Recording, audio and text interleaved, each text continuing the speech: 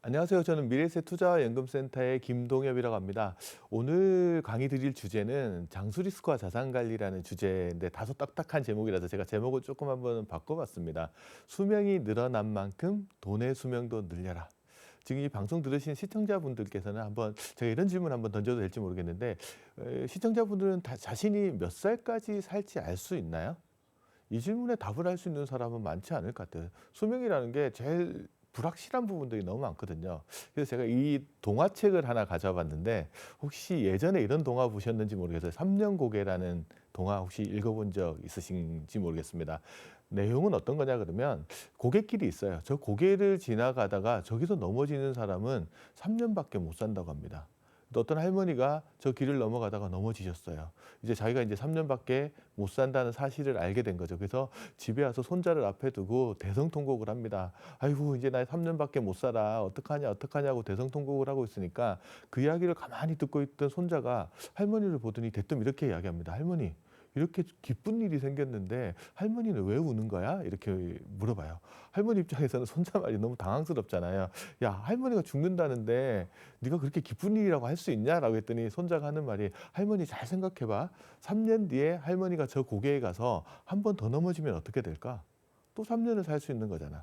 할머니가 3년마다 이 일을 계속 반복을 하면 할머니는 영생을 얻을 수 있는데 듣고 보니까 이게 또 맞는 말 같거든요. 이게 동화 속에서만 하는 이야기가 아니고 요즘은 과학을 하시는 분들, 특히 AI를 전공하시는 분들도 이야기를 많이 합니다. 이분이 누구냐면 이제 구글에서 한때 이제 AI 전문가로 통했던 레이먼드 커즈와일이라는 분이신데 이분이 특이점이 온다라는 책을 써서 되게 유명해지신 분이세요. 이분이 이제 AI와 관련돼서 이야기를 하다가 어떤 이야기를 하냐 그러면 사람들한테는 어떤 특정한 시점이 되면 수명 탈출 속도, 혹자는 뭐 장수 탈출 속도라고도 이야기합니다.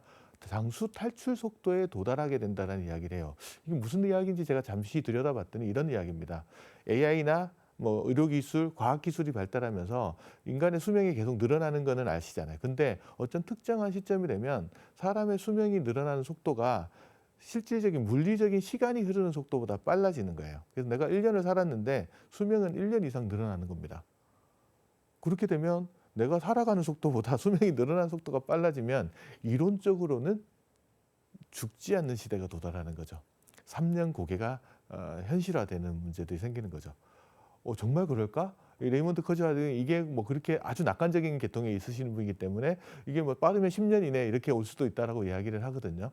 실질적으로 그런지 보면 이게 타임지 표지 화면을 한번 보십시오. 타임즈가 2015년도에 나왔던 표지를 보면 올해 태어난 아기가 몇 살까지 사냐고 되어 있냐 그러면 142살까지 산다라고 이야기되어 있습니다. 뭐 수명을 연구하는 학자들 중에 상당수는 수명에는 한계가 있다. 그리고 그 한계는 한 많아야 120살 정도라고 생각했던 게 예전에 수명을 연구했던 학자들이 주로 많이 이야기했던 건데 최근 들어서는 그 가설이 많이 깨어지는 것 같아요. 인간이 살면은 140살, 150살까지도 살 수 있다. 라고 극단 카페에 가신 분들이 이제 레이먼드 커즈와일 같이 수명 탈출 속도, 장수 탈출 속도에 되면 사람이 더 이상 죽지 않을 수도 있다. 오른쪽 화면을 보시면 2045년이 되면 더맨, 그러니까 사람이라는 것들은 이제 죽지 않는, 임모털, 죽지 않는 시대에 도달할 수 있다는 거죠. 뭐 이 말이 맞을 수도 있고 틀릴 수도 있는데 정확하게 2045년에 그게 도달할지 안 할지는 저도 잘 모르겠습니다. 하지만 뭔 분명하냐 그러면 방향성만큼은 좀 분명한 것 같아요. 내가 생각보다 오래 살 가능성들이 있다. 거기에 대비해야 된다. 우리는 항상 일찍 죽으면 어떡하냐 이런 고민들을 많이 하고 살았는데 앞으로 삶은 생각보다 오래 살았을 때 나는 어떤 삶을 살 거냐, 어떻게 살 수 있을 거냐 이런 것도 고민해야 돼요. 자산관리라고 하면 사람들은 부자가 되는 것들만 생각을 하는데 부자가 되는 것도 자산관리의 중요한 목적 중에 하나지만 자산관리의 더 큰 목적은 뭐냐 그러면요. 지금의 소비 수준을 앞으로도 계속 유지할 수 있느냐. 어떤 상황이 오더라도 지금 소비하는 만큼을 쓰면서 살 수 있느냐. 그러니까 가난해지지 않는데 훨씬 더 포인트를 맞추는 게 필요합니다. 왜냐하면 삶이라는 게 어떠냐 그러면 우리는 평탄한 삶을 예정을 하고 있죠. 하지만 우리가 살다 보면 길모퉁이 돌아서면 그 앞에 낭떠러지가 있을지 높은 언덕이 있을지 알 수 없는 일이거든요. 그런 인생을 만났을 때도 우리는 지금처럼 소비하면서 살 수 있어야 되거든요. 거기에 대한 답변을 내가 할 때 나는 지금만큼 언제 어떤 상황이 있더라도 소비하면서 살 수 있을 거냐. 그럼 장수와 관련해서 우리가 부딪힐 수 있는 문제들은 어떤 게 있냐? 크게 한번 좀 짚어보도록 할게요. 저는 크게 한 네 가지 정도의 장수 리스크가 있다고 생각합니다. 첫 번째는 뭐냐 그러면 인생의 마지막에 내가 남아있을까 돈이 남아있을까? 내가 남아있으면 좋겠지만 돈이 없이 나만 남아있는 상태로 우리가 노후 파산, 은퇴 파산이라고 하잖아요. 그래서 우리의 자산 관리 첫 번째는 무전 장수를 피하는 겁니다. 돈 없이 오래 사는 것들을 피하는 거예요. 그래서 자산 관리의 1원칙은 뭐냐 그러면 자신의 수명과 자산의 수명을 일치시킵니다. 적어도 자산의 수명이 자신의 수명보다 하루 이상은 길어야 돼요. 그래야지 은퇴 파산을 피할 수 있습니다. 그럼 두 번째는 뭐냐? 우리는 오래 살기를 바라지만 병치레를 하면서 오래 살기를 바라지는 않죠. 그래서 우리는 무전장수를 꿉니다. 하지만 실질적으로 보면 무전장수하지 않고 생각보다 오래 사는데 그 늘어난 수명이 상당수가 병을 가지고 오래 살아요. 나이가 들면 밥보다 약을 많이 먹는다는 이야기도 하잖아요. 그러다 보니까 저 유병장수에 대한 대비책들을 가지고 있냐? 건강하게 오래 살 수 있는 방법들을 나는 가지고 있냐? 아니면 질병이나 이런 상황에 처했을 때 나는 어떤 대비책을 가지고 있냐? 재정적으로든지 아니면 가족한테 폐를 끼치지 않고 살 수 있는 준비가 충분히 되어 있냐? 그 문제에 대해서 우리가 한번 좀 고민을 해봐야 될 수 있을 것 같습니다. 그다음에 세 번째는 어떤 거냐 그러면 올해는 사는데 사람들이요. 오래는 사는데 어떻게 오래 사냐 그러면 일 없이 오래 삽니다. 일에 대한 정의가 좀 필요한 것 같아요. 뭐냐 사람들이 오래는 사는데 일 없이 오래 산다는 말은 뭐냐 그러면 일이라는 것을 단순히 돈하고만 연결시켜서 생각을 하다 보니까 소득이 끊기면 일이 없다라고 생각을 하거든요. 근데 일의 관점을 조금 더 달리 가져가야 됩니다. 그래서 일이라는 것들은 소득의 문제이기도 하지만 관계의 문제이기도 하거든요. 그리고 또 시간의 문제이기도 합니다. 그래서 일이라는 것들은 이 세 가지 관점에서 균형 잡히게 일을 쳐다보고 바라볼 때 우리가 제대로 된 은퇴 준비, 노후 준비를 할 수 있을 것 같아서 그 부분도 우리가 한번 생각해 봐야 될 것 같아요. 네 번째는 뭐냐면 혹시 뭐 방송 들은 분 중에 이제 결혼하신 분도 계실 거 안 하신 분도 계실 텐데 혹시 결혼하신 분이라 그러면 혹시 본인과 배우자 중에 누가 먼저 사망할지 한번 생각해 본 적 있으세요? 본인이 배우자보다 확실히 더 오래 살까 이렇게 자신할 수 있는 분이 있으신가요? 잘 모르겠어요. 알 수 없죠. 그래서 우리는 뭘 대비해야 되냐면 언젠가는 혼자 될 때에 대한 대비를 해야 됩니다. 일본에서 나온 책을 보니까 이런 말이 있더라고요. 화려한 싱글, 돌아온 싱글, 언젠간 싱글. 요즘 결혼하지 않는 싱글들 많죠. 그리고 또 결혼했더라도 이혼하는 분들이 많아지고 황혼이혼도 되게 늘어난다고 합니다. 그리고 부부가 같이 살더라도 한 날 한시에 죽는 건 아니기 때문에 마지막엔 혼자가 됩니다. 그래서 결국은 인생의 마지막은 혼자가 되는 거죠. 그래서 혼자 사는 삶에 대한 준비들이 되어 있냐.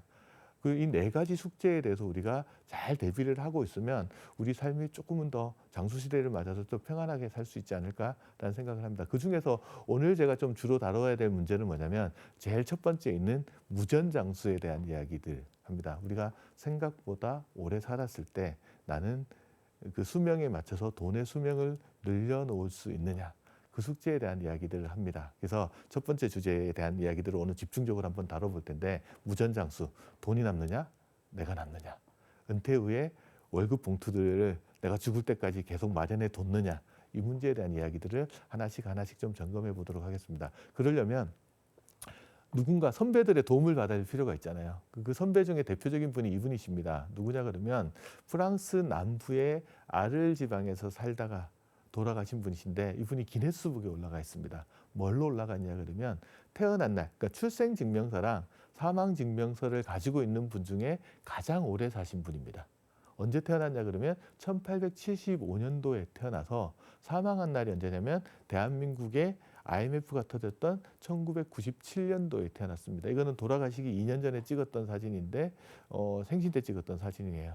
이 사진 찍고도 1년 반 정도를 더 살아서 기네스북에는 뭐로 올라갔냐면 122년 164일을 살았다고 올라가 있습니다. 엄청 길게 살았죠. 그래서 우리가 보고 싶은 건 뭐냐 그러면 이분이 1997년도에 돌아가셨으니까 그때가 122세면 왼쪽에 있는 사진을 보시면 딱 100년 전의 사진입니다. 돌아가시기 100년 전. 그러니까 1897년도에 찍었던 사진이에요. 그럼 당시 22살인 프랑스 남부에 살고 있는 아가씨한테 가서 한번 물어보는 거예요. 당신은 앞으로 몇 살까지 살 수 있을까요? 라는 질문을 던져보면 아가씨는 뭐라고 답을 할까요? 당시 유럽 사람들의 평균 수명은 40세 전후 정도 됐을 거예요. 뭐 조선왕조실록에 나오는 왕들의 평균 수명이 46세 정도 된다고 하니까 저 1897년도면 한반도에서 조선이 망하고 대한제국이 들었을 그 무렵쯤 될 겁니다. 그 당시에 22살인 아가씨한테 가서 몇 살을 살 거냐 물어보면 어떻게 답을 할까요? 뭐 40, 50, 뭐 길어야 6, 70 정도 이야기를 하지 않을까요? 참고로 1970년도에 대한민국의 20살인 남자의 기대 여명이 44년이었습니다. 1970년도에. 그러면 20 더하기 44면 64세 정도 되는 거잖아요. 그래서 70년대는 환갑잔치 하는 게 되게 중요했죠. 하지만 지금은 그렇지 않잖아요. 하여튼 여하튼 1897년도 돌아가서 저분한테 물어보면 한 60? 길면 60, 70? 그러면 실제 살았던 게 122년이니까 자기가 생각한 거의 2배를 사는 거죠. 보통 내가 생각한 것보다 오래 사는 거를 여생이라고 합니다. 여생. 여생은 한국말로 하면 짜투리 삶이죠. 근데 무슨 짜투리가 본산보다 길어요. 이런 일들이 발생을 할 수 있다. 그리고 그 긴 여생을 내가 아무런 계획 없이 살아야 된다 그러면 그것 또한 문제이지 않을까? 그래서 저는 이분은 도대체 어떻게 살았을까라는 게 궁금해서 저분이 노후의 삶을 어떻게 살았는지 자료를 수집하러 프랑스 남부의 아르를 한번 가본 적이 있습니다. 물론 거기 가서 많은 자료를 얻지는 못했지만 아르이라는 지방이 빈센트 반 고흐가 별이 빛나는 밤에 그림을 그렸던 빈센트 반 고흐가 마지막을 살았던 그 고장이거든요. 실제 반 고흐가 살았던 시기랑 저 장칼망 여사가 살았던 시기가 비슷합니다. 그래서 제가 찾다 보니까 이런 이야기가 있더라고요. 저 장칼망 여사가 13살 때 반 고흐를 만납니다. 아버지가 화방 같은 것들을 운영했는데 거기서 만났는데 당시에 반 고흐는 가난한 화가였죠. 그래서 모델을 구하지 못해서 매일 자화상만 그리고 있었습니다. 그러다 보니까 사람을 만나면 첫 번째 건네는 말이 나의 모델이 되어 주시겠습니까? 이 말을 던졌는데 당시 13살이던 장칼망 여사한테도 그 이야기를 던졌다 그래요. 그러니까 장칼망 씨 그 소녀죠, 소녀. 근데 당시 소녀는 무섭죠. 그래서 안 하겠다라고 이야기를 했습니다. 근데 전 개인적으로 생각을 해보면 만약에 미술사에서 가장 수명이 가장 길어서 기네스북에 올라가 있는 분이 반 고흐가 그린 초상화가 있다. 그 가격이 진짜 얼마가 될지 한번 생각을 해보는데 여하튼 그 상상이고요. 여하튼 저 22살의 아가씨 어떻게 살았을까 노후를 생각해보면 이분은 그래도 그나마 나았어요. 왜냐하면 남편분이 우리가 그 영원하는 건물주였습니다. 재산을 상당히 많이 가지고 있었고요. 돌아가실 때 저분한테 큰 아파트, 저택을 남겨놓으셨어요. 가격이 1960년대 초반 당시 사망할 당시에 가격이 뭐 시가로 우리나라 돈으로 한 10억 정도 되는 아파트를 남겨놓았어요. 그때 10억이면 엄청나게 큰 돈이잖아요. 거기서 뭐 기족스럽게 살았겠죠. 근데 문제는 뭐냐면 집은 한 채 덩그러니 남겨놨는데 소득이 없어요. 현금 재원이 별로 없는 거예요. 그래서 저 장칼망 할머니, 당시 90살이었던 할머니의 고민은 뭐냐면 이 집에 계속 살고는 싶은데 생활비가 없는 거예요. 뭐 집을 팔면 생활비를 마련할 수 있겠지만 그러면 또 집을 떠나야 되니까 주거가 또 불분명해지는 거예요. 이 고민, 주거를 안정화시키면서 생활비도 충분히 마련할 수 있을까? 이 고민에 빠진 거죠. 대부분의 70대 후반의 대한민국에 살고 있는 어르신들도 비슷한 고민을 할 겁니다. 자산 중에 상당수가 주택이고요. 그 집을 빼고 나면 현금도 없고 자산도 별로 없는 상황에서 이 집에 계속 살면서 노후 생활비 마련할 방법이 없을까? 이런 고민들 누구나 하게 돼 있어요. 그래서 저분도 그런 고민을 하고 있는데 저분의 그러니까 돌아가신 남편의 고문 변호사를 하던 앙드레 라프레라는 친구가 있어요. 그분이 할머니한테 와서 제안을 합니다. 어떤 제안을 하냐 그러면 할머니 지금 무슨 고민을 하는지 내가 알 것 같아요. 할머니 고민을 내가 일거에 해소해 드릴게요. 어떻게? 그랬더니 할머니가 살고 있는 집을 저한테 파십시오라고 제안을 해요. 그럼 이 집 팔면 난 어디서 살아오라고 했더니 그 변호사의 말은 할머니 너무 걱정하지 마세요. 이 집을 팔더라도 할머니가 돌아가실 때까지는 이 집에 계속 살게 해드릴 겁니다. 그럼 주거 문제는 해결되잖아요. 그럼 네가 손해잖아. 대금 지급을 하고 이렇게 하면 너 문제일 텐데 그랬더니 그래서 대금 지급 방법은요. 조금 10억 원을 한꺼번에 드리는 게 아니고 이렇게 드릴 겁니다. 매달 1일 날 할머니가 살아 계시면 제가 400만 원씩 드릴게요. 당시 프랑스 돈으로 2,500프랑 정도를 정기적으로 매달 1일 날 드리는 거예요. 언제까지 드릴 거냐 그러면 할머니가 살아있는 동안 드릴 거예요. 이렇게 합니다. 그러면 변호사 입장에서는 이런 제안을 한 이유를 제가 속마음은 모르겠지만 들어가서 보면 이런 생각했을 거예요. 당시 1965년 당시에 프랑스 사람의 수명이 길어야 60, 70 정도 됐을 겁니다. 평균 수명은. 그럼 저분은 이미 90까지 갔잖아요. 내일 죽어도 이상하지 않다라는 생각들을 분명히 했을 거고 그래서 머릿속으로 생각을 했겠죠. 이분이 1년을 살면 400만 원씩 주더라도 4,800만 원. 집값은 10억? 손해볼 일이 없잖아요. 그래서 할머니가 뭐 100살까지 진짜 100살까지 산다 그래도 10년이면 4억 8천 정도가 들어가는데 집값은 10억이니까 손해볼 일이 없는 거죠. 아이, 그럴 일은 없겠지만 20년을 산다라고 하더라도 9억 6천? 자기가 아무리 생각해도 내가 손해볼 확률은 없다라는 생각을 하고 던졌어요. 실제 프랑스에는 개인 간의 주택을 거래할 때요. 이 집을 사면서 상대방한테 연금 형태로 대금을 지급해주는 계약이 있다고 합니다. 그걸 이제 피아제라고 하는 계약 형태가 있는데 그런 계약 방식에서 제안을 던지면서도 변호사는 이런 생각했을 거야. 설마 이 계약을 하겠어? 라고 이제 던졌는데 할머니의 생각은 달라요. 할머니의 고민은 뭐였어요? 이 집에 계속 살고 싶다. 근데 이분이 계속 살게 해준대요. 첫 번째 고민 해결됐어요. 두 번째 생활비가 좀 넉넉했으면 좋겠다. 60년대 당시 한 달에 400만 원이면 뭐 살만하죠. 그래서 두 가지 숙제가 해결됐어요. 그래서 변호사한테 일로 와봐. 계약서 가져와. 그리고 그 자리에 사인을 해버립니다. 변호사는 너무 기쁜 거예요. 10억짜리 집이 그냥 공짜로 한 대 생겼다라는 생각들을 할 거 아니에요. 그래서 집에 와서 이제 와이프랑 파티를 합니다. 파티를 하면서 보르도산 제일 비싼 와인을 사가지고 저녁에 파티를 하면서 너무 기분 좋게 파티를 하고 나서 그리고 30년이 지납니다. 할머니는 120살이 되고 변호사는 77이 됩니다. 크리스마스가 지나고 며칠 안 돼서 변호사가 먼저 죽습니다. 이런 일 상상도 안 해봤을 거 아니에요. 그래서 며칠 뒤에 뉴욕타임즈에 기사가 하나 뜹니다. 뭐라고 떴냐 그러면 앙드레 라프레는 그 변호사 이분은 평생 문지방도 넘어가지 못할 집을 사기 위해서 집값의 2배 이상을 치렀다. 앙드레 라프레가 한 실수는 뭘까요? 이거를 이제 투자의 세계로 오면 우리는 이렇게 이야기합니다. 평균의 함정에 빠졌다라고 이야기합니다. 사람들한테 평균이라는 수치를 제시해주면 사람들은 그 일이 마치 일어날 것처럼 생각을 해요. 투자회사에서 금융상품을 살 때 평균 수익률이 5%라고 제안을 해드리면 대부분 사람들은 자기가 5% 수익을 얻는 거라고 생각해요. 하지만 그렇진 않죠. 어떤 사람도 5% 수익을 안 얻을 수도 있는 거죠. 왜냐하면 편차라는 게 있으니까. 그 위험이라는 거, 리스크라는 건 뭐냐 그러면 평균에 있지 않고 평균에서 벗어나는 걸 리스크라고 합니다. 사람의 평균 수명이 뭐 지금 대한민국 사람의 평균 수명이 83.6세라고 하는데 근데 모든 사람이 83.6세에 죽는 거는 아니죠. 이 평균이라는 거는 보험회사에는 되게 중요할 것 같아요. 왜냐하면 연금 상품을 만들 때 일찍 죽은 사람이 못 받아간 연금을 오래 산 사람한테 나눠주기 위해서는 평균이라는 것들이 되게 중요하겠지만 개인 자체를 놓고 자기 삶을 놓고 보면 내가 몇 살까지 사는지가 중요하지. 평균이라는 것도 별 의미가 없거든요. 알아본들 그게 나한테 일어날 일도 아닙니다. 그래서 평균을 우리가 바라볼 때는 평균이 가지고 있는 함정에 대해서도 잘 알아야 돼요. 한번 예시를 들어볼게요. 어떤 장수가요, 군사를 이끌고 전쟁터로 나갑니다. 그런데 앞에 강이 막고 있습니다. 근데 장수 입장에서는 이 강을 바로 건너가 가지고 가면 시간을 세이브할 수 있잖아요. 그러면 그 적보다 먼저 전쟁터에 도달을 해서 유리한 위치를 점하고 전쟁에서 이길 확률이 되게 높아요. 근데 강을 돌아서 저 위쪽으로 상류로 가서 돌아서 내려오면 적보다 늦게 도착할 확률이 높고 그러면 상대적으로 불리한 위치에서 싸움을 해야 됩니다. 어떻게 할까 고민을 하다가 이 장수가 부관한테 질문을 합니다. 자, 이 강의 수심이 얼마냐? 라고 물어봤더니 이 강의 평균 수심이 얼마냐? 이렇게 물어봤더니 부관이 하는 말이 장군님, 이 강은 평균 수심이 1m 정도 됩니다. 병사들의 키는 평균 한 170 정도 됩니다. 그럼 괜찮겠네. 건너! 라고 지시를 했더니 그 강을 건너다가 대부분의 병사가 다 죽었습니다. 왜 그럴까요?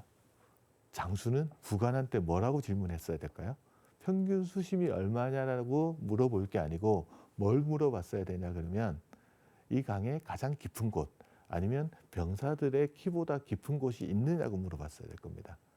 질문이 잘못되면 답이 틀리게 나와요.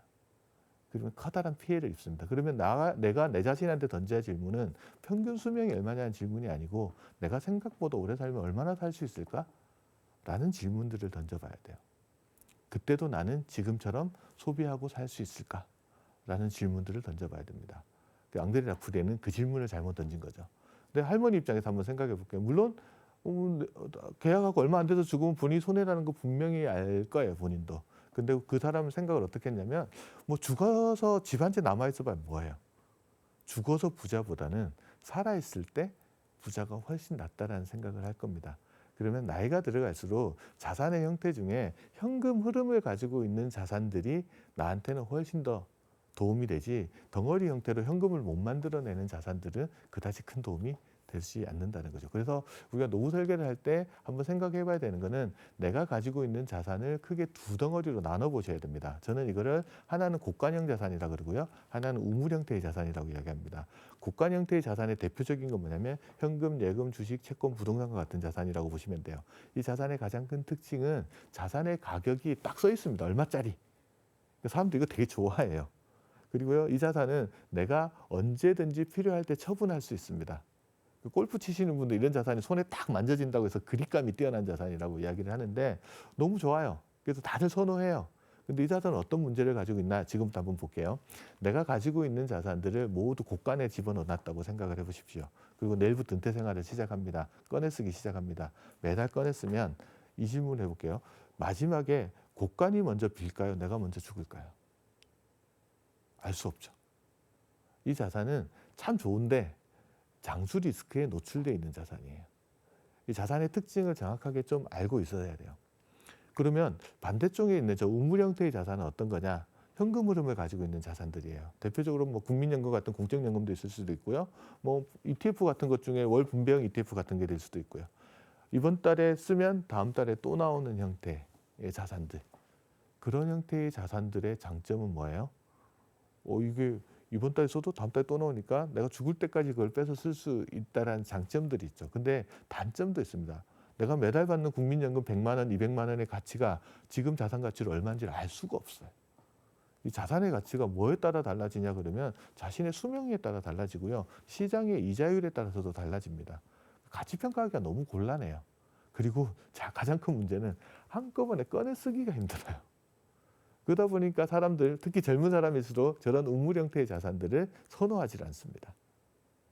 그냥 어떻게든 쌓아가지고 곳간에 넣어놓고 싶어 하지, 아직 미래에 받는 돈의 가치들을 되게 폄훼합니다. 그래서 이런 투자계 이런 말도 있죠. 저 숲속에 있는 새떼보다 내 손 위에 새 한 마리가 중요하다는 이야기를 하거든요. 크기로 보면 새떼가 훨씬 크지만 저 멀리 있는 것들은 크게 보이지 않아요. 내 손 안에 딱 잡히는 거 하나가 중요하기 때문에 사람들은 그런 식으로 의사결정을 합니다. 하지만 저 곡간 형태의 자산이 가지고 있는 가장 큰 약점인 장수 리스크에 노출돼 있다는 부분, 그런 부분을 고려해 보면 우리가 자산 관리할 때 어떻게 해야 될 거냐라고 생각을 해보면 자산을 둘로 나눠야 돼요. 어떻게 나눠야 되냐? 가장 기본적인 생활, 그러니까 내가 살아가는데 꼭 필요한 돈들은 우물처럼 나와야 됩니다. 노후에. 이번 달에 쓰면 다음 달에 또 나와야 돼요. 적정 생활비만큼은 저렇게 나오고요. 그다음에 그거를 넘어서는 금액들은 곳간에 넣어놓고 추가로 더 필요할 때마다 꺼내 쓰는 구조를 만들어야 합니다. 필수 생활비는 우물처럼 나오게 만들고 재량적인 지출은 곳간에서 꺼내 쓰는 구조를 만들어 놓으시면 자산이 중도에 고갈될 일이 없고, 이렇게 되면 자산 관리가 좀 편해집니다. 그러면 곳간에 들어있는 자산을 운용할 때도 좀 도움이 됩니다. 예를 들어 내가 투자를 한다고 가정, 그러니까 모든 자산을 곳간에 집어넣어 놓고 투자를 한다고 가정을 해볼게요. 뭐 수익이 나면 참 좋겠지만 수익이 안 나고 손해를 볼 때도 있을 겁니다. 그럴 때도 나는 자산에서 생활비를 꺼내 써야 되거든요. 그럼 가치가 떨어져 있는 자산을 꺼내 가지고 소비를 해야 되는 문제가 생겨요. 근데 만약에 우물이 있다라고 가정을 해보면 자산이 가치가 떨어져 있는 상황에서는 우물로 버티고 있고 다시 반등하는 시기에 꺼내 쓸 수 있거든요. 그런 식으로 이제 자산 관리를 해 나가면 좀 더 효율적으로 자산을 관리해 나갈 수 있습니다. 그러면 이제 우리가 고민되는 거는 저 우물은 어느 정도 깊이로 파야 될까? 다시 말해서 적정한 생활비의 크기는 얼마냐? 그걸 저한테 많이 물어보세요. 그럼 제가 거꾸로 이렇게 대답을 해드립니다. 아니, 당신 생활비를 내가 어떻게 합니까? 생활비라는 거는 뭐 확정적으로 얼마가 필요하다, 이거는 사람마다 다 다른 거잖아요. 이건 정답이 있는 게 아니고 나름의 해답이 있을 뿐입니다. 그래도 계속 물어보시면 제가 통계를 보여드리긴 합니다. 이 국민연금연구원에서 2년에 한 번씩 조사를 해서 발표하는 자료인데, 저기 보시면 최소 생활비가 있고 적정 생활비가 있습니다. 그럼 전 적정 생활비로 보라고 말씀을 드리거든요.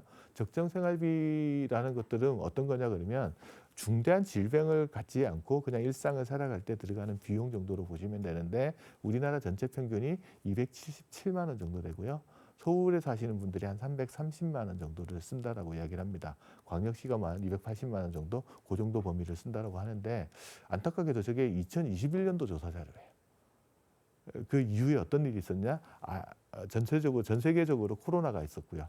코로나 때 가장 이슈가 됐던 게 뭐예요? 인플레이션 이슈가 있었고 생활비도 거기 영향을 많이 받아서 조금 더 올라간 것 같아요. 그래서 제가 요즘 현장에 나가서 상담을 하거나 교육을 할 때 물어보거든요. 생활비 얼마 정도면 될 것 같아요? 라는 질문을 던졌을 때 많이 나온 답변이 400 또는 500 정도로 이야기하시는 분들이 훨씬 더 많아지고 있는 추세입니다. 물론 이거 남들이 그렇다고 내가 그렇게 써야 되는 건 아니지만 해야 될 일은 뭐냐면 나는 얼마 정도를 쓸지를 한번 항목별로 나눠서 써보는 일들은 해봐야 돼요. 뭐 식비는 얼마나 들어갈까? 아파트 관리비는 얼마나 들어갈까? 자동차로 들어가는 비용은 어느 정도 될까? 경조비는 한 달에 얼마나 들어갈까? 이거 생각해봐야 되죠.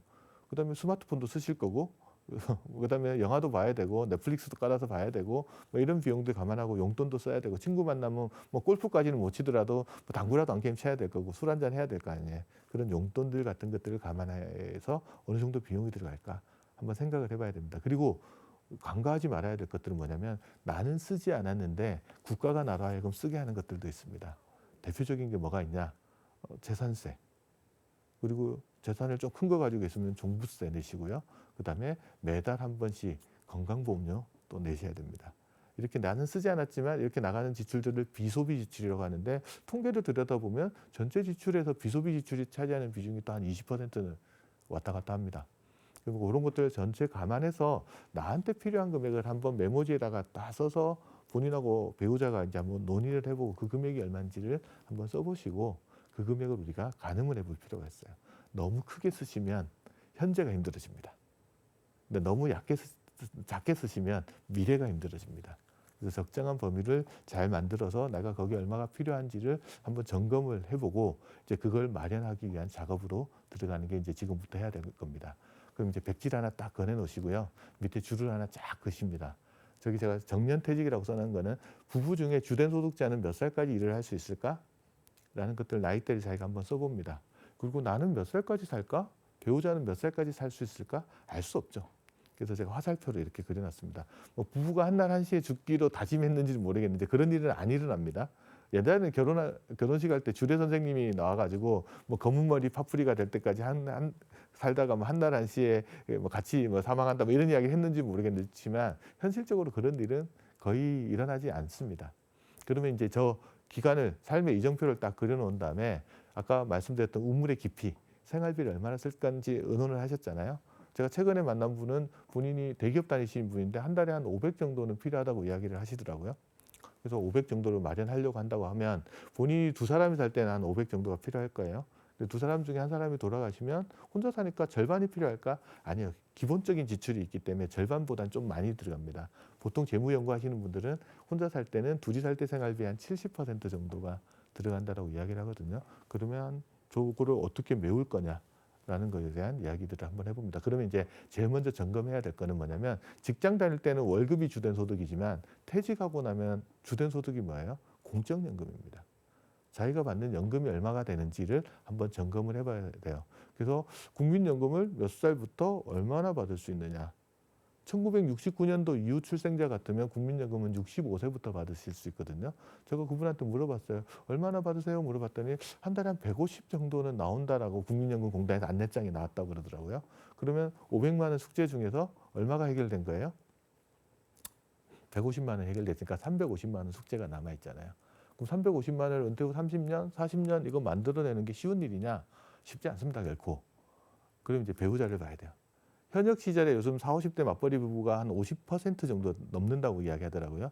은퇴 이후에도 맞벌이 하셔야 됩니다. 연금으로. 배우자의 연금이 있어야 돼요. 그래서 현역에는 맞벌이, 은퇴 후에는 연금 맞벌이를 하셔야 되거든요. 그래서 배우자분은 어떻게 되느냐고 제가 여쭤봤더니 배우자분이 과거에 직장을 다니기는 했는데 한 7년 정도 다녔다고 그러더라고요.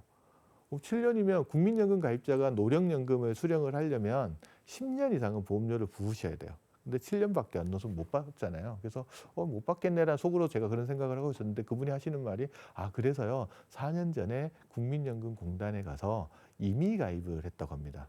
국민연금은 만 18세부터 60세까지가 의무 가입 대상이긴 한데 전업주부들은 의무 가입 대상에서 빠집니다.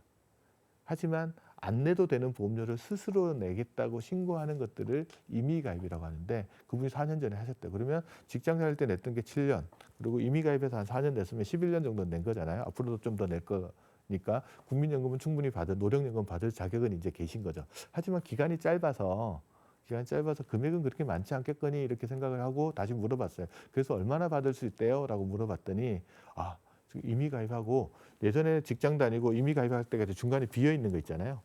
그 기간에 안 낸 보험료도 추후 납부를 했다는 거예요. 그 기간을 다 살려놓으신 거예요. 그러면 직장 다닐 때 냈던 기간, 추후 납부한 기간, 이미 가입해서 60세까지 내는 기간, 이걸 다 합치면 기간이 꽤 길어지잖아요. 그래서 얼마 받는데요? 물어봤더니 65세부터 한 달에 한 100만 원 정도는 받으실 수 있다고 합니다. 그러면 250에 100만 원 합치면 350 정도가 되는 거죠. 150에 100만 원 하면 250 정도가 되니까 전체 500만 원 중에서 절반은 해결된 거죠. 이제 비어있는 절반을 채워야 되는데 그것도 만만치는 않습니다. 어떻게 할 거냐. 은퇴자의 자산 중에 가장 큰 게 국민연금이라고 하면 그 다음에 큰 자산, 덩어리 자산으로 제일 큰 게 뭐예요? 집입니다. 집. 집을 어떻게 활용할 거냐. 그래서 혹시 자가 보유하고 있으냐고 물었더니 있대요. 하지만 은행의 지분이 꽤 크답니다. 부채가 있는데 현재 자녀들이 둘이 있는데 뭐 고등학생, 대학생 이래서 한창 돈 들어갈 나이라서 부채가 있긴 하지만 원금은 갚지는 못하고 이자만 지금 갖고 있는 상황이다. 그럼 어떻게 하실 예정이냐 그랬더니 퇴직을 하게 되면 지금 살고 있는 집 굳이 뭐 직장 근처에 살아야 될 이유가 별로 없으니까 그 집을 처분을 해서 부채는 상환할 계획을 가지고 있더라고 하더라고요. 그리고 또 돈이 좀 남을 것 같은데 그 자금 가지고 자녀가 둘이 있으니까 결혼 자금 정도는 좀 떼어놓고 싶다. 그리고 남는 돈으로 작은 집을 한 채 사서 그 집을 담보로 주택연금이라는 것들을 한번 받아보고 싶다. 라고 이야기를 하더라고요. 그래서 한 65세부터 주택연금을 받는다고 가정을 하고 그분이 이야기한 가격대를 한번 들어보니까 그걸로 지금 현재 기준으로 얼마 나오는지 계산해보면 한 200만 원 정도가 나와요. 한 달에. 그러면 본인 국민연금 150, 배우자 거 100만 원, 250, 주택연금으로 200 정도를 받으면 450 정도가 되나요? 그 정도가 해결되면 남은 숙제는 50만 원짜리 숙제 정도가 남아있죠. 근데 저 그림을 제가 잘 보시면 국민연금은 제가 수평선을 그어놨는데 주택연금을 이렇게 기둥하게 그려놨습니다. 왜 그러냐? 주택연금은 부부 중에 연장자가 55세 이상이면 가입할 수 있습니다. 그리고 집값은 공시가격 기준으로 12억이 넘지 않으면 되거든요. 그리고 가입 당시에 집값을 기준, 그 집값하고 부부 중에 나이 작은 사람을 기준으로 연금액이 한번 결정되면 그 이후에 처음 결정된 연금액을 본인과 배우자가 사망할 때까지 계속해서 지급을 해줍니다. 집값이 오르든 떨어지든 물가가 오르든 떨어지든 상관없이 뭐예요?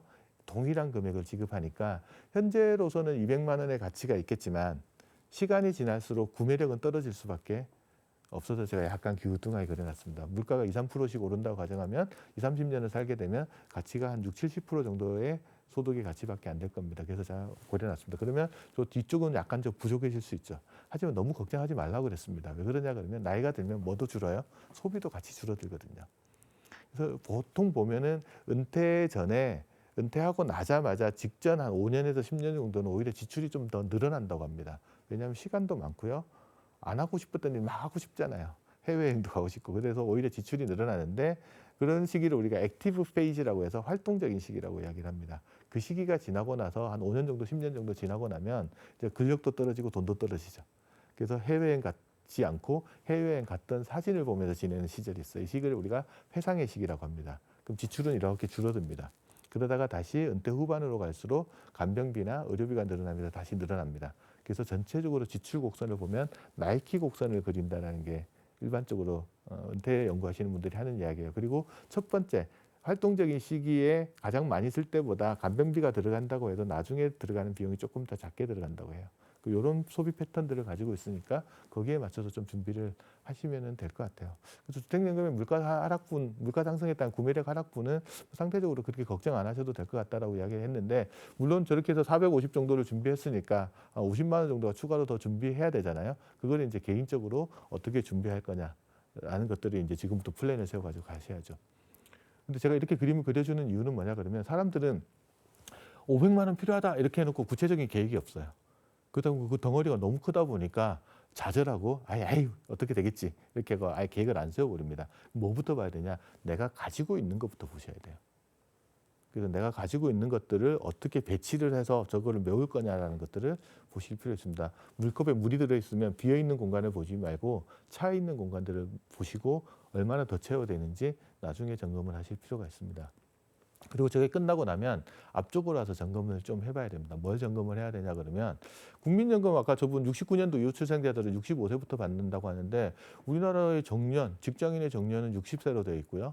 정년 이전에 명퇴나 뭐 이런 것들 하신 분들도 꽤 있다고 치면 소득 공백 기간이 5년에서 10년 정도 됩니다. 근데 문제는 저 시기에 많은 사람들이 문제를 일으키게 되죠. 에베레스트 산이 한 8,800m 정도 고지가 되는데 에베레스트 산에서 사고 나는 사람들을 분석하면 대부분 8,000m 이상 고지에서 사고가 난답니다. 그래서 그거를 이제 데스존이라고 이야기를 하는데 하버드 의대에서 데스존에서 죽은 사람들 사망 사고를 분석을 해봤더니 어떤 일이 일어나냐? 정상으로 올라가다가 사망한 사람이 20% 정도면 정상에서 올라갔다가 내려오다가 사망한 사람이 한 80% 정도라고 합니다. 하산할 때 사고가 나요. 자산 관리도 마찬가지입니다. 우리 인생의 자산의 정점은 언제냐 그러면 대부분의 사람들이 퇴직하는 시기, 정년을 맞는 시기가 자산의 정점에서 있습니다. 그때까지는 축적하는 시기이기 때문에 큰 사고가 별로 안 일어납니다. 사고가 난다고 하더라도 소득이 있기 때문에 보완을 할 수가 있어요. 그런데 정점을 찍고 내려오는 시기, 한 번도 경험해 본 적 없거든요. 월급 없이 사는 삶을. 그러다 보니까 우왕좌왕하다가 사고가 나기 일쑤입니다. 그래서 저 소득 공백 기간을 내가 어떻게 대비할 거냐라는 것들에 대해서 미리미리 준비를 해둘 필요가 있어요. 그럼 내가 저때 쓸 수 있는 재원이 뭐가 있는지를 우리가 살펴봐야 될 거 아니에요. 대표적인 재원, 제가 아까 은퇴자들이 가지고 있는 자산 중에 공적연금이 있다고 그랬고요. 집이 있다고 그랬어요. 그거 말고 금융자산으로 가장 크게 가지고 있는 것들은 퇴직자가 받는 퇴직급여일 겁니다. 퇴직급여를 일시에 수령하면 퇴직소득세라는 걸 납부하게 되는데 그 퇴직급여를 연금계좌라고 하는 IRP나 연금저축계좌에 이체한 다음에 연금 형태로 수령하게 되면 퇴직소득세를 한 30% 정도 절감할 수 있습니다. 그리고 거기에 이체한 급여는 55세 이후에 연금으로 수령할 수 있으니까 퇴직하고 나서 소득 공백을 메우기에는 가장 적절한 겁니다. 맞벌이 부부라면 본인하고 배우자께 있을 거 아니에요. 그거 활용해서 소득 공백 메우기는 가장 적정한데 문제는 또 저 퇴직급의 상당 부분들을 중간정산에서 써버린 분들이 되게 많으십니다. 현실은 그렇습니다. 그렇다고 보면 그것도 중간정산이라고 그거 가지고 뭐 집 사는 데 썼거나 자산을 형성하는 데 썼으면 괜찮은데 소비 지출을 하는 데 써버린 경우들은 대략 난감하잖아요. 이런 경우는 뭐 할 거냐? 한번 고민해봐요. 다른 지원은 뭐가 있냐? 우리가 연말 정산할 때마다 항상 소득공제, 세액공제 받으려고 금융상품 가입하는 것들 중에 가장 대표적인 게 하나가 연금저축과 IRP라고 하는 계좌가 있습니다. 그 계좌에 저축하면 연금저축만 가입한 경우에는 한 해 600만 원 세액공제를 받을 수 있고 IRP까지 동원하면 900만 원 정도까지 세액공제를 받을 수 있거든요. 그거 꾸준히 불입하시면 이게 퇴직한 시점에 자산이 쌓여 있을 거 아니에요. 그 자산은 55세 이후에 연금으로 수령하는 게 가능합니다. 그렇다면 소득 공백을 메우는 용도로 활용하기가 적당을 하죠. 근데 퇴직금은 중간정산에서 다 써버렸고 일찍 죽을까 봐 연금 계좌는 들어놓지도 않았고 그러면 다른 방법을 또 동원해야 되잖아요. 그때는 이제 국민연금을 좀 당겨받는 방법들이 있는데 아까 국민연금 저분 아까 65세부터 한 달에 150, 배우자는 65세부터 한 달에 100만 원 정도 받는다고 했잖아요. 국민연금은 자기 수급 개시 시기보다 최장 5년 정도를 당겨서 수령하는 게 가능합니다. 그러면 국민연금공단이 그냥 주지는 않을 거고 좀 깎아서 지급을 할 겁니다. 수급 시기를 1년 당길 때마다 연금액이 6%씩 감액이 돼요. 그러면 5년이면 5, 6, 30이니까 30% 정도가 감액이 됩니다. 배우자가 아까 65세부터 100만 원 받는다 그러면 60살로 당기면 얼마를 받을 수 있냐 그러면 한 달에 70만 원 정도 받겠죠. 그러면 이제 거기까지 알려드리면 또 저한테 질문을 하세요. 한 달에 60세부터 70만 원을 받는 게 유리하냐? 아니면 65세부터 한 달에 100만 원 받는 게 유리하냐? 이렇게 물어보면 제가 뭐라고 답변을 해야 될까요? 알 수 없습니다, 이거. 그래서 거꾸로 제가 물어봐요. 몇 살에 죽을 자신이 있으시냐고 물어볼 수밖에 없어요. 수명에 따라서 유불리가 달라지죠. 그래서 물어보면 계산을 한번 제가 해보면 손익분기점이 나오는 시기는 한 73세에서 76세 사이 정도의 손익분기점이 나옵니다. 그 이상 사시면 정상적으로 수령하는 게 훨씬 유리하다는 계산은 나오기는 하는데 저한테 그런 질문들을 하시는 분들의 공통점이 있습니다. 빨리 받고 싶어 합니다. 아까 제가 새떼 이야기했죠. 숲속의 새떼보다는 내 손에 새 한 마리가 중요하니까 유불리를 떠나서 일단 내 손에 갖다 놓고 싶은 게 사람들의 심정이죠. 그래서 당겨받고 싶어 하세요. 근데 그게 유리한 선택이 아님도 알지만 그렇게 하시는 분들이 많으시다. 뭐 선택은 어차피 이 방송 들으신 뭐 시청자분의 의사에 달려 있는 거니까 잘 판단을 하시고요. 그다음에 우리가 또 고민해야 될 거, 내가 국민연금 당겨받으면 손해네?라고 생각하시는 분 입장에서 뭘 또 고민해야 되냐? 주택연금을 받는 방법도 생각을 해봐야죠. 주택연금은 부부 중에 연장자가 55세가 넘어가면 받을 수 있으니까 이걸 당겨받으면 뭐가 되죠? 기간이 늘어나잖아요. 그 연금액이 좀 줄어들긴 할 겁니다. 그리고 주택연금은 연금이라고 써 있기는 하지만 본질은 대출이잖아요. 집을 담보로 대출을 받는 거거든요. 모든 대출에는 이자라는 게 있습니다. 근데 연금을 받고 이자를 상환하면 실질적으로 쓸 수 있는 금액이 줄어들잖아요. 그래서 주택연금은 그렇게 하지 않고 연금은 받고요. 이자는 그냥 계산해서 쌓아둡니다. 그러면 이자에 이자가 붙겠죠. 복리현상이 투자 상품에서 복리현상은 좋은 현상이지만 대출에서 복리현상은 부채를 키우는 역할을 하잖아요. 그래서 내가 주택연금을 개시할 때는 굳이 다른 현금성 재원이 있는데 그거 안 쓰고 주택연금을 받을 거냐라는 것도 한번 고민을 해볼 필요가 있죠. 예를 들어서 내가 살고 있는 집이 앞으로 계속 집값이 하락할 것 같아. 그러면 더 떨어지기 전에 지금 주택연금을 개시해 두는 게 오히려 연금을 많이 받았으니까 유리할 수도 있지만 그렇지 않다.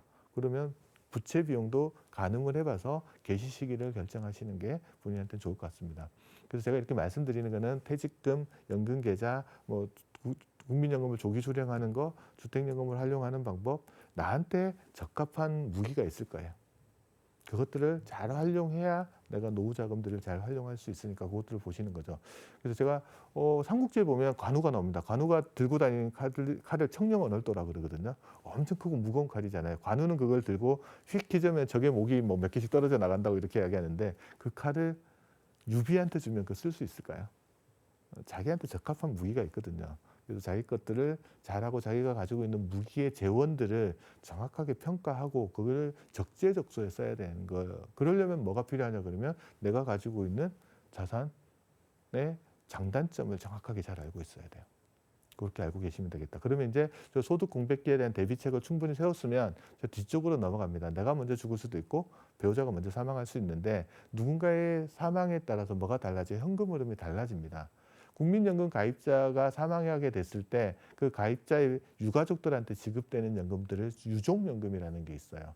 그러면 얼마를 주느냐? 국민연금 가입 기간에 따라 다릅니다. 예를 들어 본인이 먼저 사망을 했다. 국민연금 가입 기간이 10년 미만이신 분은 받던 연금액의 40%가 나오고요. 10년에서 20년 사이면 50%가 나오고요. 20년 이상이면은 60% 정도가 나옵니다. 그러면 본인이 아까 150 정도를 받는다고 했으면 20년 이상 납입했으면 한 90만 원 정도가 나오나요? 그 금액을 나오는데 이걸 누가 받아가느냐? 유족 순서가 정해져 있습니다. 배우자가 있으면 배우자가 받아갑니다. 이때 배우자는 법정 혼인관계에 있는 배우자뿐만 아니라 사실혼 관계에 있는 배우자까지도 해당된다고 보시면 돼요. 그분이 수급을 하고 배우자가 없는 경우에는 25세 미만의 자녀, 자녀가 없는 경우에는 60세 이상 부모 이 순서로 흘러가는데 배우자가 있으니까 배우자가 받아갈 거 아니에요.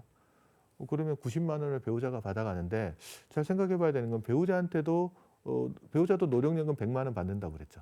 그럼 자기 100만 원 받고 유족연금도 90만 원을 같이 받을 수 있냐? 그건 안 돼요. 살아있는 동안은 각자 연금 받으면 되지만 한 사람이 죽어서 유족연금이 나오는 순간에는 둘을 동시에 중복해서 수급할 수 없도록 법이 정하고 있습니다. 그럼 둘 중에 하나를 선택해야 되는데 어떻게 달라지냐? 유족연금을 선택하면 유족연금을 수령합니다. 자기 연금은 못 받습니다. 90만 원을 선택하면 90만 원 받는데 자기 연금이 100만 원 훨씬 더 크잖아요. 그럼 유족연금을 포기할 거예요. 그러면 포기한 유족연금의 30%, 90만 원의 30%면 한 27만 원 정도를 자기 연금에 얹어줍니다. 그러면 127만 원 정도의 연금을 본인이 받으시겠죠. 그래서 공적연금으로 세팅되는 게 한 127만 원 정도가 될 겁니다. 주택연금은 종신지급 방식을 선택해서 연금을 받으시면 본인 배우자가 사망할 때까지 동일한 연금액이 계속 지급됩니다. 200만 원 받았으니까 200만 원을 계속해서 연금을 수령하게끔 될 겁니다. 단 주택 소유자가 먼저 사망한 경우에는 해당 주택을 계속 연금을 받아야 되는 배우자 입장에서는 그 사망한 사람이 가지고 있던 주택의 지분을 100% 본인이 취득을 해야 돼요. 그러려면 여러 가지 복잡한 문제를 해결해야 돼요. 뭐가 복잡하냐? 집주인이 사망을 한 거잖아요. 사망을 했으면 사망하는 순간 상속이 발생해 버립니다. 그럼 상속은 어떤 식으로 이루어지냐? 유언이 있으면 유언대로 갑니다. 근데 한국 사람도 유언 잘 안 하잖아요. 유언이 없는 경우에는 상속인 전원이 모여서 협의를 해야 됩니다. 이분 같은 경우에 자녀가 둘 있고 배우자가 있으니까 1순위 상속인이 직계 비속과 배우자, 그럼 자녀 둘하고 배우자가 모여가지고 돌아가신 분이 가지고 있는 재산들을 어떻게 나눠 가질지 협의를 해야 돼요. 자녀분이 이렇게 하는 거죠. 어머니가 연금 받으셔야 되니까 집은 어머니가 가져가시고 다른 재산들은 저희가 나눠 갖겠습니다. 이렇게 하면은 뭐 연금 받는 데는 문제가 없어요. 이 절차를 언제까지 해야 되냐? 사망하고 나 6개월 이내에 해결을 해줘야 돼요. 그러면 연금을 계속 수령할 수 있는데 혹시나 자녀들이 반대하는 경우도 있을 수 있죠. 우리 자식은 그러지 않을 거라고 생각을 하지만 가끔씩 그런 자식들이 나올 수 있습니다. 그런 경우에는 어떻게 되냐? 6개월 내에 주택 지분을 100% 취득하지 못하면 연금이 중단되고요. 이때까지 받았던 급여를 상환해야 됩니다. 이 문제들이 가끔씩 불거지거든요. 그래서 주택금융공사가 이런 문제를 해결하기 위해서 새롭게 준비한 제도 중에 하나가 주택연금 신탁이라는 제도가 있습니다. 그건 뭐냐 그러면 주택연금 가입 당시에 신탁 방식으로 가입을 하시면 해당 주택의 소유권을 신탁 명의로 바꿔버립니다. 그 신탁의 목적은 본인과 배우자가 사망할 때까지 연금을 주는 거예요. 그럼 누가 먼저 죽든지 상관은 없게끔 되는 거고요. 돌아가시면 해당 주택을 처분해서 양도소득세 내고 부채 다 갚고 남는 돈 있으면 지정된 수익자한테 지급하는 형식으로 이루어지기 때문에 그런 문제를 사전에 좀 예방할 수 있죠. 여하튼 이분 같은 경우는 공적연금으로 127만 원, 뭐 주택연금으로 별 문제 없으면 200만 원을 받는다면 327만 원 정도를 받을 수 있겠죠. 그 다음에 또 점검해 봐야 될 거는 저 본인이 사망할 때 나올 수 있는 다른 현금 흐름이 있냐 이것도 한번 확인해 봐야 되는데 대표적인 게 뭐가 있어요? 누군가 죽어서 돈 나오는 거, 종신보험 같은 게 있죠. 종신보험은 또 가입하신 분들한테 여쭤보면 종신보험 있으시냐고 있대요. 그러면 계약자, 피보험자, 수익자가 누군지 물어보면 다 자기로 해놨대요. 그럼 무슨 뜻인지 이야기해 볼게요. 계약자는 보험료를 내는 사람이에요. 피보험자는 그 사람이 죽으면 돈이 나와요. 수익자는 그 돈을 받아가는 사람이에요. 근데 계약자, 피보험자, 수익자가 다 본인이라는 소리는 뭐예요? 본인이 죽었을 때 본인이 일어나서 보험금을 받아가야 된다는 소리니까 그분이 계약관계를 잘못 알고 계신 거죠. 증서를 보면 그런 분들은 대부분 수익자를 상속인으로 해놓은 경우가 대부분입니다. 그럼 상속인 아까 누구였어요? 1순위가 직계, 비속과 배우자 나눠 가져야 돼요. 그래서 한번 보험 증서도 잘 점검을 해보셔서 내가 무슨 문제가 생겼을 때 그 돈을 누가 받아가는지에 대해서도 한번 점검을 꼼꼼하게 해볼 필요가 있는 거죠. 그런 과정을 건져서 저기서 어디가 비어 있는지도 한번 봐야 됩니다. 그리고 반대로 내가 먼저 죽는 게 아니고 배우자가 먼저 사망할 수도 있잖아요. 그런 경우도 점검해 봐야죠. 배우자가 아까 만약 20년 이상 납입을 하셨다. 100만 원 연금 받으시면 60%면 60만 원 정도가 될 거죠. 그러면 본인 입장에서 60만 원이 자기 연금보다 작으니까 포기할 겁니다. 그러면 60만 원에 30%면 18만 원. 자기가 받던 게 150만 원을 받았으니까 168만 원 정도가 있을 거고요. 집은 자기 거면 주택연금 받는 데는 지장이 없으면 한 200만 원. 200만 원에다가 168만 원 더하면 뭐 368만 원 정도의 현금 흐름이 생기는 거잖아요. 그리고 배우자가 종신보험 들었는지 안 들었는지 점검을 해보는 거죠. 그래서 저 그림을 잘 보시면서 어디가 비어 있는지 체크를 해보시고요. 그 비어 있는 부분들을 나는 앞으로 남아 있는 기간 동안 어떻게 메워 나갈 건지를 점검해 보는 작업에서 우리가 시작을 해야 됩니다. 그러려면 내가 가지고 있는 게 뭔지를 좀 한번 확인해 봐야 되잖아요. 내가 가지고 있는 연금 무기가 어떤 게 있는지 확인해 보시려면 우리가 인터넷 창 같은 데서 통합연금 포탈이라는 거 들어가 보시면 자기가 가입하고 있는 연금 상품들을 다 조회를 해줍니다. 그래서 본인과 배우자 거를 각각 들어가셔서 한번 보시고 내가 가지고 있는 무기가 어떤 게 있고 그 무기가 가지고 있는 재원은 어떤 거고 어떻게 활용할 수 있는지를 좀 공부를 해 나가실 필요가 있을 것 같습니다. 그래서 그런 공부들을 해 나가는 게 노후 준비에 상당히 중요한 부분들을 차지할 겁니다. 그리고 적을 알고 나를 알면 싸움에서 위태롭지 않다라고 이야기를 하잖아요. 그래서 내가 가지고 있는 것들을 정확하게 잘 알 때 잘 준비할 수 있습니다. 오늘은 전체적으로 장수 리스크에 관련된 이야기들을 하고 그중에서 가장 중요한 무전 장수 리스크를 예방하기 위한 방법들, 그래서 수명이 늘어난 만큼 나의 자산의 수명도 늘려갈 수 있는 방법에 대해서 한번 공부를 해봤습니다. 다음번 시간에는 나머지 장수 리스크 3가지에 대해서 좀 더 집중적으로 더 공부를 해보는 시간을 가져보도록 하겠습니다. 시청해 주셔서 감사합니다.